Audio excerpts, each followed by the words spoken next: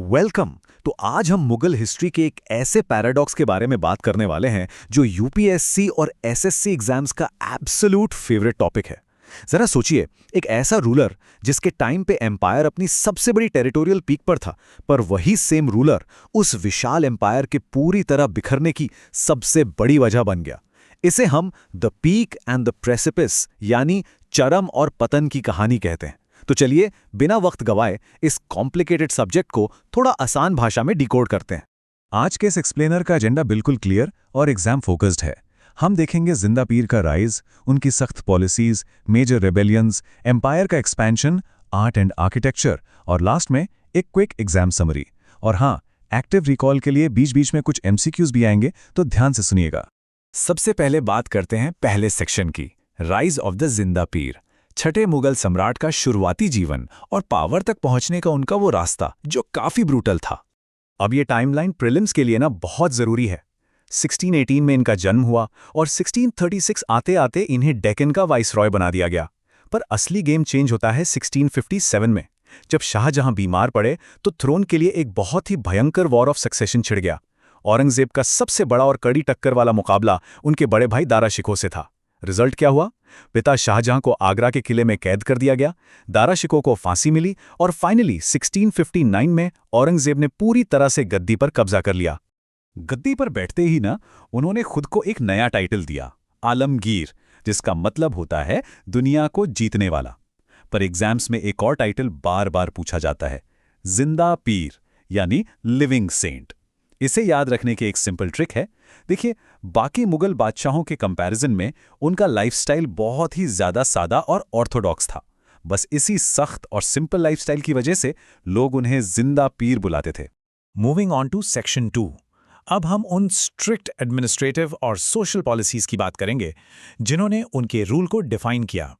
यही वो पॉइंट था जहां से एम्पायर में काफी बड़े शिफ्ट्स आने शुरू हुए। औरंगजेब एक बहुत ही स्ट्रिक्ट सुन्नी मुस्लिम थे और उन्होंने शरिया लॉ को काफी सख्ती से एनफोर्स किया।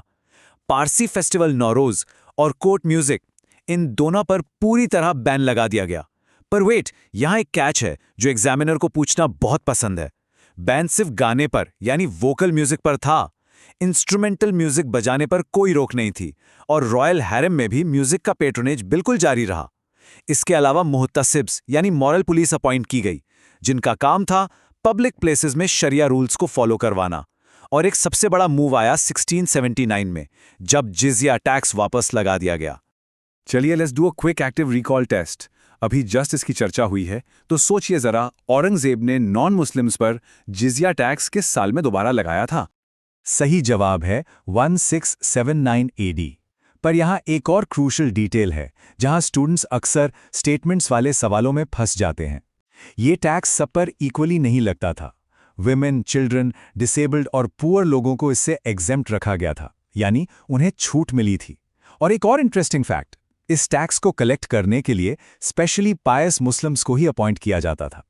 अब आते हैं सेक्शन 3 पर, मेजर रिबेलियंस। जैसे जैसे पॉलिसी सख्त होती गई, एम्पायर के अंदर से रेजिस्टेंस भी वैसे ही बढ़ता गया। औरंगजेब को उनके पूरे रेन में प्रैक्टिकली हर डायरेक्शन से लगातार रिबेलियंस फेस करने पड़े। मराठास की तरफ से छत्रपति शिवाजी महाराज और उनके बेटे संभाजी ने एक बहुत ही लंबा और एग्जॉस्टिंग रेजिस्टेंस दिया। फिर आते हैं सिख्स, जो एग्जाम पर्सपेक्टिव से सुपर इंपॉर्टेंट है। ये फैक्ट जरूर नोट कर लीजिए कि 1675 में औरंगजेब ने सिखों के 9th गुरु, गुरु तेग बहादुर जी को एग्जीक्यूट करवा दिया था। और इसके बाद गुरु गोबिंद सिंह जी ने मुगल्स के खिलाफ एक जोरदार रिबेलियन शुरू कर दिया। इनके अलावा राजपूत्स, जाट्स और पश्तून्स, इन सभी ग्रुप्स ने भी बड़े स्केल पर पुशबैक दिया। रिबेलियंस तो चल ही रहे थे, पर साथ ही साथ मिलिट्री कैंपेन्स भी ऑन थे। Let's look at section 4, expansion and campaigns, जहां एम्पायर अपनी एब्सोल्यूट लिमिट्स तक स्ट्रेच हो गया। ये मैप स्पेशली मेंस एग्जाम के लिए एक बहुत सॉलिड जियोग्राफिक विजुअल है। इसमें ध्यान से देखिए, इससे क्लियर होता है कि औरंगजेब के टाइम पर मुगल एम्पायर नॉर्थ में कश्मीर से लेकर साउथ में ऑलमोस्ट पूरे डेक्कन प्लाटो तक फैल चुका था। लिटरली ये मुगल हिस्ट्री का अब तक का सबसे बड़ा टेरिटोरियल एक्सपेंशन था। पर इस एक्सपेंशन की ना दो बिल्कुल अलग अलग कहानियां हैं। ईस्ट में शाइस्ता खान ने पायरेट्स को हराकर चिटगोंग पर कब्जा कर लिया, जिससे बंगाल की इकोनॉमी को एक मैसिव बूस्ट मिला। हालांकि आसाम में अहोम किंगडम ने बाद में मुगल्स को पीछे धकेल दिया था। और दूसरी तरफ थी डेक्कन कैंपेन्स। ये प्रैक्टिकली एक ऐसी ब्लैक होल बन गई जिसने एम्पायर का पूरा खजाना खा लिया। मराठास की गरीला वॉरफेयर टैक्टिक्स ने मुगल सेना को पूरी तरह से थका कर रख दिया था। दक्कन से जुड़े ये 2 साल 1686 और 1687 डायरेक्टली क्रोनोलॉजी वाले क्वेश्चंस में आते हैं। इन्हें याद रखने के लिए एक सिंपल मेमोनिक देता हूं। BG 86-87, B से बीजापुर जिसे 1686 में एनेक्स किया गया, और G से गोलकोंडा जो 1687 में जीता गया। BG 86-87, इसे अपने नोट्स में जरूर लिख लीजिए। अब वॉर और पॉलिटिक्स से थोड़ा बाहर निकलते हैं और आते हैं सेक्शन 5 पर, आर्ट एंड आर्किटेक्चर। ये फेस पिछले रूलर्स जैसे शाहजहां या अकबर के टाइम से एकदम अलग था। देखिए, अपने पूर्वजों की तरह औरंगजेब को बड़ी और ग्रैंड बिल्डिंग्स बनवाने का कोई खास शौक नहीं था। उनका फोकस नई बिल्डिंग से ज्यादा पुरानी मॉन्यूमेंट्स को रिपेयर करने पर था। और अगर आर्ट की बात करें तो वो खुद एक बहुत ही स्किल्ड कैलीग्राफर थे। उन्होंने नस्ख स्क्रिप्ट में इस्लामिक कैलीग्राफी को काफी पेट्रोनाइज किया और एडमिनिस्ट्रेशन में पर्शियन लैंग्वेज के यूज को भी काफी प्रमोट किया। आर्किटेक्चर में उनका कंट्रीब्यूशन लिमिटेड जरूर था, पर बिल्कुल जीरो नहीं था। उन्होंने दिल्ली के रेड फोर्ट के अंदर एक बहुत ही ब्यूटीफुल मार्बल की मोती मस्जिद बनवाई। इन मॉन्यूमेंट्स में आप इस मिनिमल एरा के आर्किटेक्चर की झलक साफ देख सकते हैं। एक तरफ दिल्ली की मोती मस्जिद है और दूसरी तरफ औरंगाबाद का मशहूर बीबी का मकबरा। तो इसी बात पर एक और एग्जाम स्टाइल MCQ हो जाए।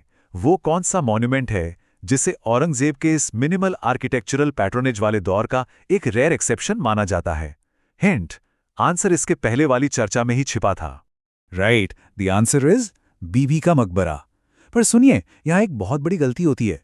ये मकबरा एक्चुअली खुद औरंगजेब ने नहीं, बल्कि उनके बेटे ने औरंगाबाद में बनवाया था। एग्जामिनर्स एग्जैक्टली यही ट्रिक यूज करते हैं फंसाने के लिए, तो इसे गलती से भी डायरेक्टली औरंगजेब द्वारा बनवाया गया मत समझ लीजिएगा। All right, we are in the final stretch now. Section 6, exam summary. चलिए अब इस पूरे टॉपिक को समराइज करते हैं ताकि दिमाग में एक पक्का स्ट्रक्चर बन जाए। औरंगजेब के रूल का फाइनल चैप्टर। 1707 में 88 इयर्स की एज में अहमदनगर में एक मिलिट्री कैंपेन के दौरान उनका निधन हो गया। उनके बाद बहुत ही छोटे टाइम के लिए उनके बेटे आजम शाह गद्दी पर बैठे, पर जल्दी ही उनके हाफ ब्रदर शाह आलम ने पावर टेक ओवर कर ली और बहादुर शाह फर्स्ट के नाम से थ्रोन पर बैठे। और बस हिस्टोरिकली यहीं से लेटर मुगल्स की डिक्लाइन का फेज प्रैक्टिकली शुरू हो जाता है।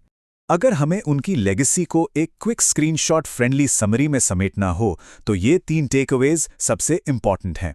पहला, टेरिटोरियल पीक, एम्पायर अपने एब्सोल्यूट लार्जेस्ट साइज पर था।